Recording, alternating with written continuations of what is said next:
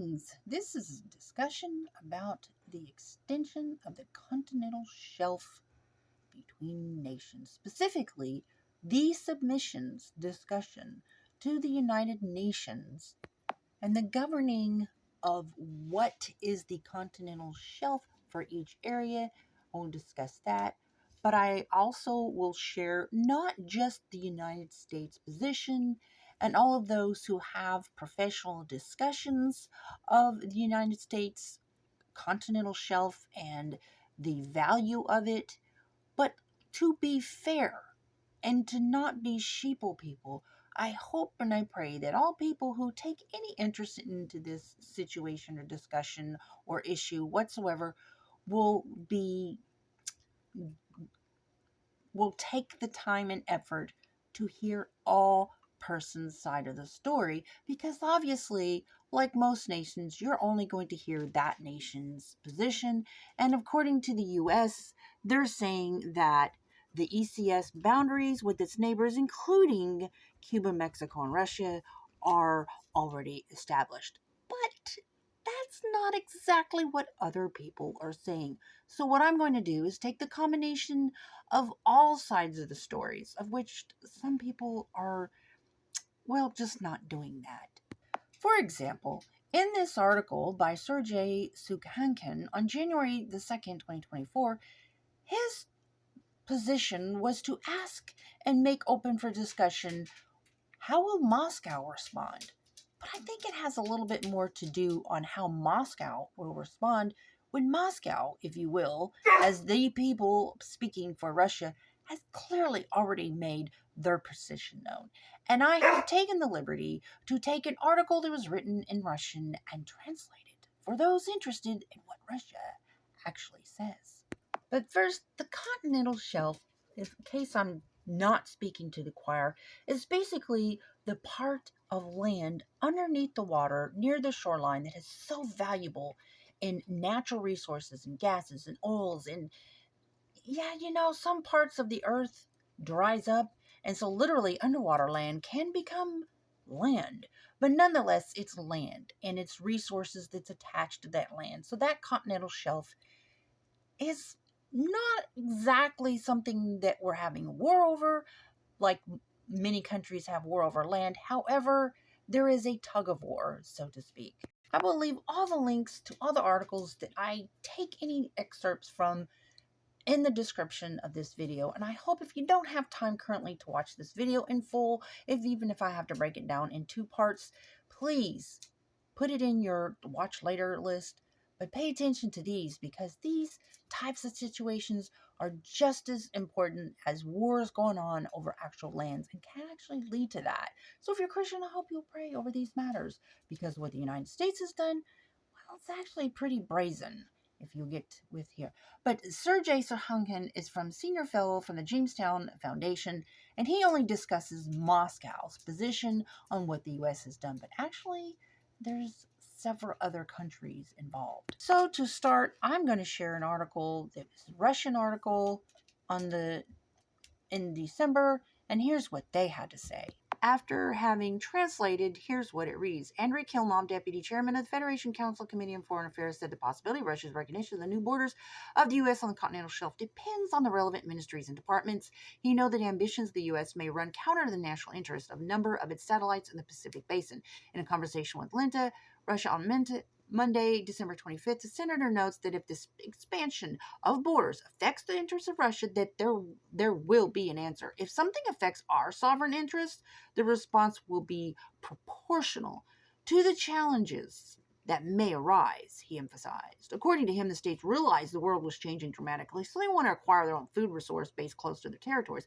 The U.S. understands that it will be more difficult to extract resources from a distance. But despite all this, no one's allowed to overstep our national interests, the senator emphasized. Earlier on December 25th, Russian Senator CLCS said that the world could not recognize the new borders of the U.S.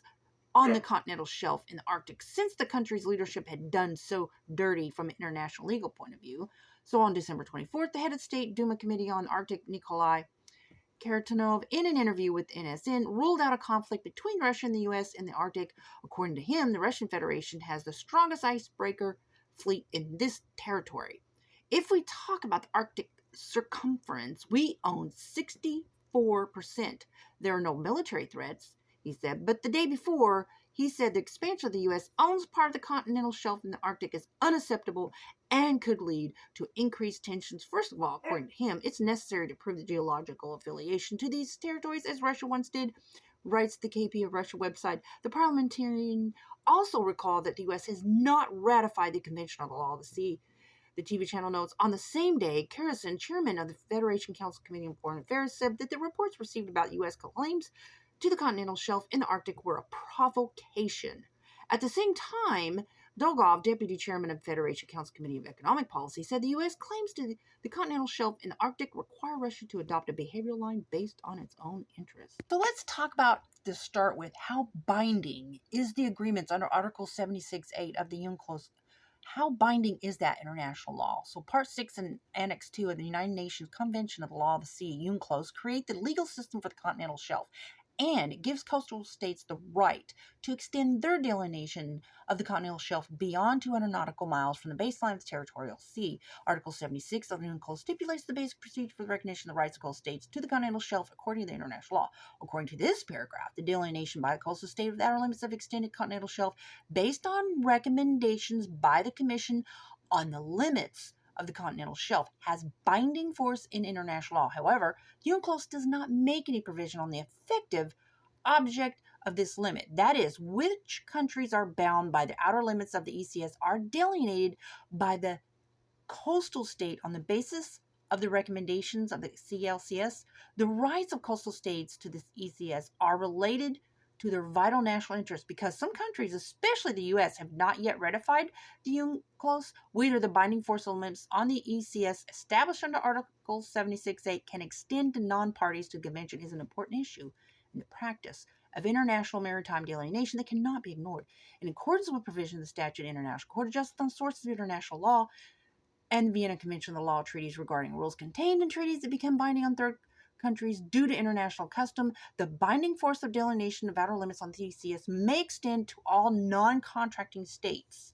It can be recognized as international custom as a source of international law by examining the theoretical development of customary international law and international practice delineation of the ECS. The authors of this study argue that Article 76.8 of the UNCLOS does not constitute customary international law for the time being, but it has potential to develop into customary international law in the future, particularly in light of absence of objections by third states, notably the U.S. Let's talk about this custom. The international custom is considered to be the oldest and original source of public international law, but it's unwritten. The identification of international custom has always been a controversial issue in context of international law. So Article 76 of the U.S. Convention on the Law of the Sea, UNCLOS, is the core article of international system of laws governing the continental shelf. It stipulates the basic procedure for identifying the rights of coastal states to the continental shelf beyond 200 nautical miles. The issue of whether this paragraph constitutes customary international law is actually the question of whether the binding force of the limits of ECS, which have been delineated based on recommendation of the Commission of the limits of the continental shelf, can extend to non-parties. This study starts with the two elements theory of traditional customary international law and then considers this new interpretation according to modern theories. Keep in mind, this article is subjective. It was written in 18th October 2023 by Secretary of Marine Affairs and Policy. In a nutshell, what happens is each country, which is a state under the United Nations, will submit what they believe is their continental shelf, and then they will have recommendations accepted, and then they will make publications on whether or not they accept what has been accepted or adopted as far as their recommendations before the United Nations. So now let's go all the way back to 2008 and let's discuss what Japan did. They made their suggestions on 12 November 2008, and it was entered into force for Japan by the convention on July 20th, 1996 is what that was done. And so in 2008, they submitted, and then on 19th April 2012, the Commission adopted by the consensus the recommendations of the Commissions for the limits on the continental shelf in regard to the submission made by Japan on November 12, 2008. And they, as far as I could see, have accepted what their recommendations are. So according to what the law is, they should already have their established continental shelf. Now you have Canada, and Greenland and Russia all being affected by what the United States has recommended in December because of what Russia is trying to push forth. Back in 2019, Canada files their submission to establish their continental shelf on the outer limits in the Arctic Ocean. And in 2021, Canada was like, look, Russia is seeking a bigger piece of the Arctic, and they're saying you cannot claim anymore. But absent from any of those discussions was the rush to claim an undersea mountain range. From back in 2020, there was a very interesting discussion about the quiet struggle to claim the undersea mountain range. The most mysterious mountain ranges in the world, not visible on any ordinary map. You can see it on the most popular used flat map of the world, but like if you use a global thing, there's like the thing that the plastic axle at the North Pole. So I'm going to show you on my little round globe thing here. So right in here, in that center where that plastic axle would be, there's this mysterious mountain range. And so that's included in the little tug of war. So you've got Denmark, Greenland, Canada, and Russia.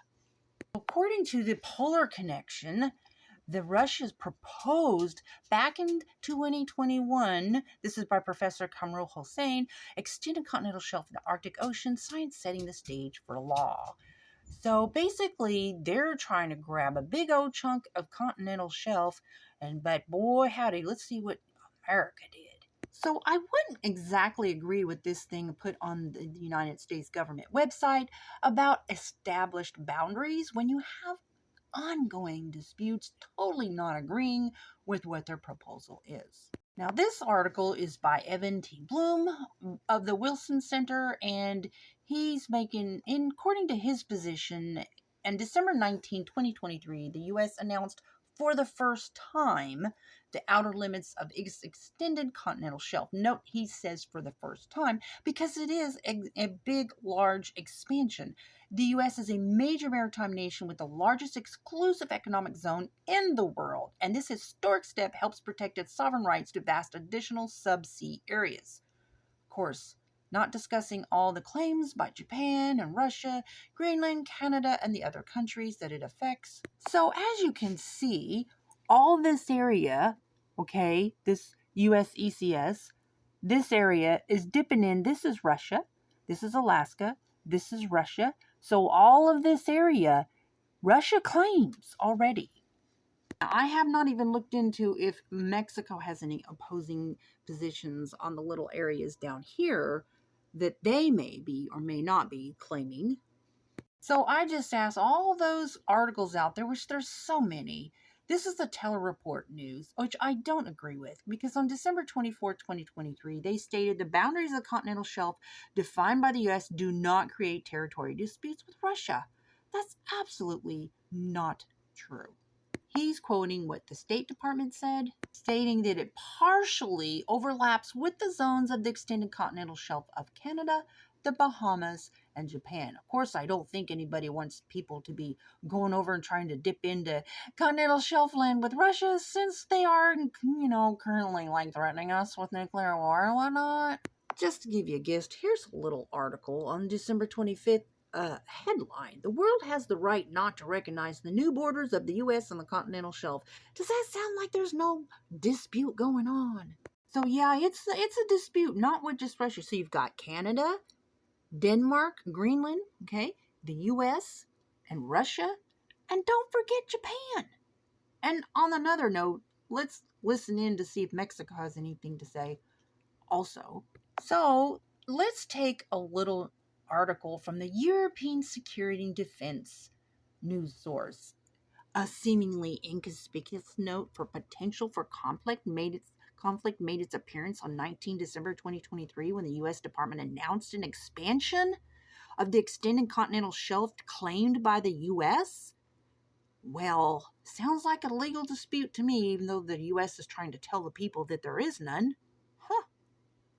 This is the definition of continental shelf under UNCLOS, showing you exactly under the yellow where the thickness of sedimentary rocks at least 1% of the distance from the foot of slope, and under the red area, you see the circle down there showing the nautical miles from the foot of slope from the point of maximum change in the gradient. And this is the Commission on the Limits of the Continental Shelf, the CLCS. And this is what Japan says regarding their authority. Does the CLCS have the mandate to consider submissions maritime area less than 400 nautical miles? No, because it's a body concerned with delineation of the continental shelf and only issues the delineation arise in maritime areas less than 400 nautical miles. So anything less than 400 nautical miles, the important mechanism for delineation of coastal states' entitlements against the area should not be misused for advancing claims concerning maritime delimitation, which is essentially a legal political process beyond the scope of the CLCS. I would say the most problematic area would be that Alaska and Russia land are so close together and they have gone way up in here. So, any area after what Russia has proposed recently and what America has proposed because of what Russia said on December 11th, that is probably where the most problematic area lies. But I think people must know that anything put out by the United States saying that there's no dispute is not actually truthful or accurate, if you will. So, keeping in mind the alleged limitations of the CLCS on the amount of nautical miles involved, take in mind the extended continental shelf of the U.S. and the Arctic extends north to a distance of 350 nautical miles in the east and more than 680 nautical miles in the west from the territory sea baselines of the U.S. And so, because of the amount of nautical miles, that does present even bigger problems on the recognition of certain other nations in respect of what the U.S. is presenting. So I just hope people will keep in mind when you hear anything in the news discussing the continental shelf to please keep an open mind for all states, all countries, and their positions, and just to make sure to look into the whole sides of the story, because these are things that can actually lead to war, as if we don't have enough thing in lands and natural resources to be in war over. Now, this silent but growing and increasing continental shelf and the trillions of dollars worth of natural resources involved in that particular part of the earth is growing. I just hope people are aware of that, and to be fair and to hear all sides of the story basically is my main point, and to continue to look at all the countries involved, not just the big ones, US and Russia, because there's other countries involved as well. And I hope you have a blessed day, and I appreciate your feedback and comments on this one. Bye.